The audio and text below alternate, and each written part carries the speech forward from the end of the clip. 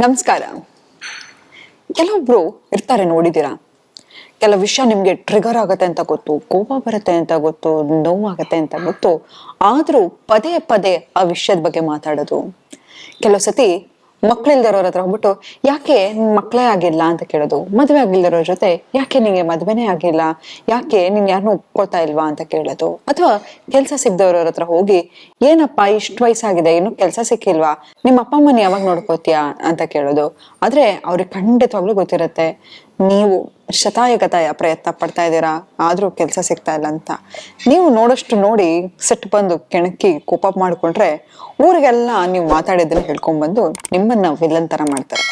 ಇಂಥ ಜನ ಬಹಳಷ್ಟು ಜನ ಇದ್ದಾರೆ. ಎಲ್ಲಿರ್ತಾರೆ ಅಂತ ಹೇಳಿದ್ರೆ, ನಾವು ಕೆಲಸ ಮಾಡೋ ಜಾಗದಲ್ಲಿ ಇರ್ತಾರೆ, ನಮ್ಮ ಸಂಬಂಧಿಕರಾಗಿರ್ತಾರೆ, ಕೆಲವು ಸತಿ ದುರಾದೃಷ್ಟವಶಾತ್ ಫ್ಯಾಮಿಲಿಯಲ್ಲೂ ಇರ್ತಾರೆ. ಆದ್ರೆ ಇಂಥವ್ರಿಂದ ಹೇಗೆ ಎಸ್ಕೇಪ್ ಆಗೋದು, ಹೇಗೆ ಕೋಪ ಮಾಡ್ಕೊಳ್ದೆ ಕಾಮಾಗಿ ಕಂಪೋಸ್ಟ್ ಆಗಿರೋದು? ನೋಡಿ, ನಾವು ಜನಗಳನ್ನ ಬಿಡ್ತಾ ಹೋದ್ರೆ ಯಾರು ಏನಾದ್ರು ಮಾಡಿದ್ರು, ಕೋಪ ಮಾಡ್ಕೊಂಡ್ರು, ಅಥವಾ ನನಗೆ ತುಂಬಾ ಕೆಟ್ಟದಾಗಿ ಮಾತಾಡಿದ್ರು, ಹೀಗೆ ದ್ವೇಷಿಸ್ತಾ ಹೋದ್ರೆ ನಮ್ ಜೀವನ ತುಂಬಾ ಕಹಿ ಆಗ್ಬಿಡುತ್ತೆ. ಆದ್ರೆ ಇಂಥವ್ರ ಮಧ್ಯಾಹ್ನ ನಾವು ಬದುಕಬೇಕಾಗಿರುವಂತ ಪರಿಸ್ಥಿತಿ ಕೂಡ ನಮ್ಗಿದೆ. ಇದನ್ನೆಲ್ಲ ಹೇಗೆ ಕಂಪ್ಯಾಷನೇಟ್ ಆಗಿ ನೋಡೋದು, ಸೆಲ್ಫ್ ಕಂಟ್ರೋಲ್ ಹೇಗೆ ಮಾಡ್ಕೊಳ್ಳೋದು? ಕೆಲವು ಸತಿ ನಮಗ್ ಗೊತ್ತಿರತ್ತೆ ಈ ವ್ಯಕ್ತಿ ಹತ್ರ ಮಾತಾಡಿದ್ರೆ ನಂಗೆ ನೋವಾಗತ್ತೆ ಅಂತ, ಆದ್ರೂ ಕೆಲವು ಸತಿ ನಮ್ಮನ್ನ ಎಮೋಷನ್ಸ್ ಎಷ್ಟು ವೀಕ್ ಆಗಿರತ್ತೆ ಅಂತ ಹೇಳಿದ್ರೆ, ಯಾವಾಗ್ಲೂ ಅಲ್ಪ ಸ್ವಲ್ಪ ಅವ್ರು ಚೆನ್ನಾಗಿ ಮಾತಾಡ್ತಿದ್ರು, ಪ್ರೀತಿ ಕೊಡ್ತಿದ್ರು ಅಂತ ಹೋಗಿ ತಿರ್ಗಾ ಅವಮಾನ ಮಾಡ್ತಾ ಇದ್ರು. ಪದೇ ಪದೇ ಆ ವ್ಯಕ್ತಿ ಹತ್ರ ಹೋಗಿ ಹೋಗಿ ವ್ಯಾಲಿಡೇಷನ್ ಅನ್ನು ಕೇಳ್ತಾ ಇರ್ತೀವಿ. ಯಾಕೆ ಹೇಗೆ ಮಾಡ್ತೀವಿ? ಫಸ್ಟ್ ಆಫ್ ಆಲ್, ಕೋಪವನ್ನ ಹೇಗೆ ಕಂಟ್ರೋಲ್ ಮಾಡ್ಕೊಳ್ಳೋದು, ಎಮೋಷನ್ಸ್ ಅನ್ನ ಹೇಗೆ ತಡೆದಿಟ್ಕೊಳ್ಳೋದು, ಸೆಲ್ಫ್ ಕಂಟ್ರೋಲ್ ಅನ್ನ ಹೇಗೆ ಮಾಡೋದು ಅನ್ನೋದ್ರ ಬಗ್ಗೆ ಇವತ್ತಿನ ಸಂಚಿಕೆಯಲ್ಲಿ ಮಾತಾಡ್ತಾ ಹೋಗೋಣ.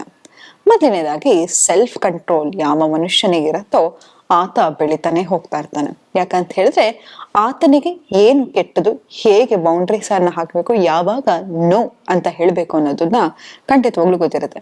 ಎಷ್ಟೋ ಸತಿ ನಾವ್ ಎಲ್ಲದರಲ್ಲೂ ಪರಿಗಣಿತರಾಗಿರ್ತೀವಿ, ಆದ್ರೆ ಯಾವಾಗ ನೋ ಅಂತ ಹೇಳ್ಬೇಕು ಅಂತ ಹೇಳಿದ್ರೆ ಕೆಲವು ಸತಿ ನಮ್ಗೆ ಆ ಕೆಲಸ ಮಾಡ್ಲಿಕ್ಕೂ ಇಷ್ಟ ಇರಲ್ಲ.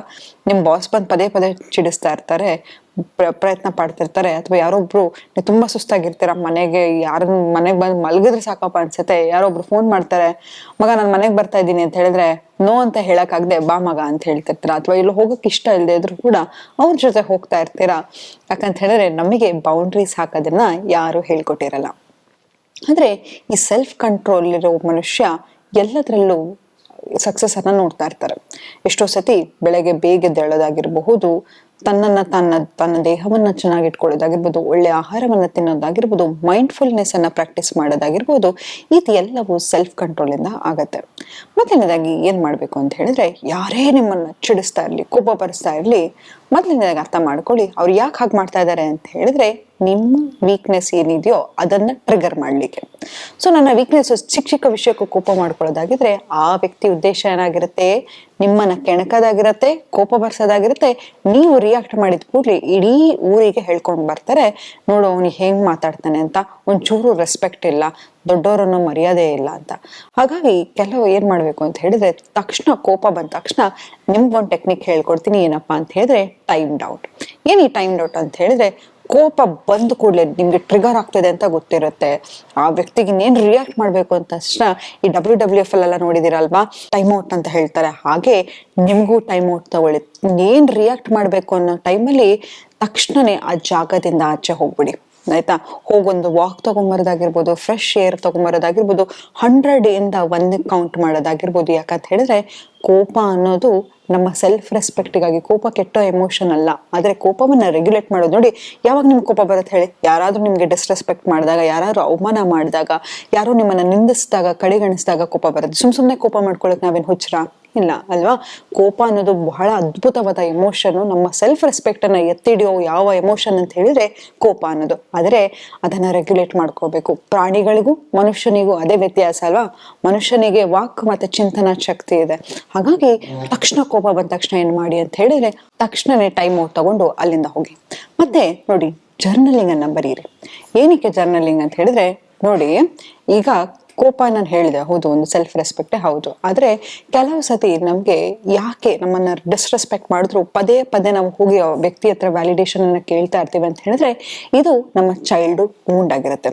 ನಮ್ಮ ಬಾಲ್ಯದಲ್ಲಿ ನಮ್ಮ ತಂದೆ ತಾಯಿ ನಮಗೆ ಬೇಕಾಗಿರೋ ಅಟೆನ್ಷನ್ ಅನ್ನ ಕೊಡದೇ ಇದ್ದಾಗ, ಅವರಿಗೆ ಅಟೆನ್ಷನ್ಗಾಗಿ ಕಂಟಿನ್ಯೂಸ್ ಆಗಿ ಎಫರ್ಟ್ ಹಾಕ್ತಿದೀವಿ ಅಂತ ಹೇಳಿದ್ರೆ, ದೊಡ್ಡವರಾದ್ಮೇಲೆ ಕೂಡ ಯಾರು ಎಮೋಷನಲಿ ಅನ್ಅವೈಲಬಲ್ ಇರ್ತಾರೋ ಅವರಿಗೆ ನಮ್ಮ ಬೆಲೆಯನ್ನು ತಿಳಿಸ್ಲಿಕ್ಕೆ ಪ್ರಯತ್ನ ಪಡ್ತಾನೆ ಇರ್ತೀವಿ. ಸೊ ಹಾಗಾಗಿ ಯಾಕೆ ಹೀಗೆ ಮಾಡ್ತಾ ಇದ್ದೀನಿ, ಯಾವ ಉದ್ದೇಶಕ್ಕಾಗಿ ಮಾಡ್ತಾ ಇದ್ದೀನಿ, ಏನನ್ನ ಪ್ರೂವ್ ಮಾಡಕ್ಕಾಗಿ ಹೀಗೆ ಮಾಡ್ತಾ ಇದ್ದೀನಿ ಅಂತ ನಿಮ್ಗೆ ನೀವು ಕ್ವಶನ್ ಮಾಡ್ಕೊಳ್ಳಿ. ನಂತರ ನೋ ಹೇಳೋದನ್ನ ಕಲೀರಿ. ನಿಮ್ಗೆ ಎಲ್ಲೋ ಹೋಗಕ್ ಇಷ್ಟ ಇರಲ್ವಾ, ಖಂಡಿತವಾಗ್ಲೂ ನೋ ಹೇಳಿ. ಯಾವುದೋ ಒಂದು ಕೆಲಸ ಮಾಡಕ್ ಇಷ್ಟ ಇರಲ್ವಾ, ಖಂಡಿತವಾಗ್ಲೂ ನಿಮ್ಮ ಮನಸ್ಸಿಗೆ ಏನಿಸ್ತಾ ಇರುತ್ತೋ ತಕ್ಷಣ I am not feeling comfortable, no ಅಂತ ಹೇಳಿ. ಮತ್ತೆ ಯಾವುದೋ ಒಂದು ಸಂಬಂಧಕ್ಕೆ ನೀವು ನಿಮ್ಮನ್ನೇ ತುಂಬಾ ಬಲವಂತವಾಗಿ ಆ ಸಂಬಂಧದಲ್ಲಿ ಇಡ್ಸ್ಕೊಂಡಿದ್ರು ಕೂಡ ಆ ಸಂಬಂಧಕ್ಕೂ ಕೂಡ ನೋ ಹೇಳಿ. ಯಾವಾಗ ನಿಮಗೋಸ್ಕರ ನೀವು ಬದುಕ್ತಾ ಹೋಗ್ತಿರೋ, ಎದುರುಗಡೆ ಇರೋ ವ್ಯಕ್ತಿಗೂ ಕೂಡ ನಿಮ್ಮ ಬೌಂಡ್ರೀಸ್ ಅರ್ಥ ಆಗ್ತಾ ಹೋಗುತ್ತೆ. ಎಷ್ಟೋ ಸತಿ ನನ್ನ ಹತ್ರ ಬರ್ತಾರೆ, ಮೇಡಮ್ ತುಂಬಾ ಅದ್ದೂರಿಯಾಗಿ ಖರ್ಚು ಮಾಡಿ ಮದ್ವೆ ಆಗಿರ್ತಾರೆ, ಮೇಡಮ್ ಸಮಾಜ ಏನ್ ಹೇಳುತ್ತೆ, ನಾನು ಇಷ್ಟೊಂದು ಅಬ್ಯೂಸ್ ಅನ್ನ ತಗೋತಾ ಇದ್ದೀನಿ, ನನ್ನ ಹೆಂಡತಿ ನನಗೆ ಹೊಡಿತಾಳೆ ಬಡಿತಾಳೆ, ನನ್ನ ಗಂಡ ನಂಗೆ ಹೊಡಿತಾಳೆ ಬಡಿತಾಳೆ, ಆದ್ರೂ ನಾನು ಇದನ್ನೆಲ್ಲ ಸಹಿಸ್ಕೊಂಡಿದ್ದೀನಿ, ನಾನು ಈ ಸಂಬಂಧದಲ್ಲಿರೋ ಬದಲು ನನಗೆ ನಾನು ಕೊಂದ್ಕೊಂಡ್ಬಿಡ್ಲಾ, ಸೂಸೈಡ್ ಮಾಡ್ಕೊಂಡ್ಬಿಡ್ಲಾ ಅನ್ಸುತ್ತೆ, ಆದ್ರೆ ಸಮಾಜಕ್ಕೋಸ್ಕರ ಹೆದರ್ಕೋತಾ ಇದ್ದೀನಿ ಅಂತ. ನೋಡಿ, ಯಾವತ್ತೇ ತಿಳ್ಕೊಳ್ಳಿ, ಯಾವ ಗಂಡ ಹೆಂಡತಿ ಮದಿ ಏನಾಗಿರುತ್ತೆ ಅವ್ರಿಬ್ಬರಿಗೆ ಮಾತ್ರ ಗೊತ್ತಿರತ್ತೆ ಹೊರತು ನಾವೆಷ್ಟೇ ಜನ ನಾವು ನೋಡಿದ್ರು ಕೂಡ ನಮಗೆ ಅದರ ಬಗ್ಗೆ ಯಾವುದೇ ತರ ಸುಳಿವಿರಲ್ಲ. ಹಾಗಾಗಿ ಯಾವ ಸಮಾಜನೂ ನೀವು ಪಡ್ತಾ ಇರ್ತಕ್ಕಂಥ ದಿನ ಕಷ್ಟವನ್ನ ಪಡಕ್ ಹೋಗಲ್ಲ. ಹಾಗಾಗಿ ನಿಮ್ಗೋಸ್ಕರ ನೀವು ನಿಂತ್ಕೊಳ್ಳಿ. ನಿಮ್ಮ ಡಿಸಿಷನ್ ಅನ್ನ ಇಡೀ ಊರಿಗೆ ಎಕ್ಸ್ಪ್ಲೈನ್ ಮಾಡ್ಬೇಕು ಅನ್ನೋ ಅವಶ್ಯಕತೆ ಖಂಡಿತವಾಗ್ಲೂ ಇಲ್ಲ. ಹಾಗಾಗಿ ನಿಮ್ಮ ವ್ಯಾಲ್ಯೂನ ಫಸ್ಟ್ ನೀವು ಅರ್ಥ ಮಾಡ್ಕೊಂಡ್ರೆ ಮಾತ್ರ ಎದುರುಗಡೆ ಇರ್ತಕ್ಕಂತಹ ವ್ಯಕ್ತಿ ಅರ್ಥ ಮಾಡ್ಕೊಳ್ಳೋಕೆ ಸಾಧ್ಯ ಅಂತ ಹೇಳ್ತಾ ಇವತ್ತಿನ ಸಂಚಿಕೆಯನ್ನ ನಾನು ಮುಕ್ತಾಯಗೊಳಿಸಿದ್ದೀನಿ. ಧನ್ಯವಾದಗಳು.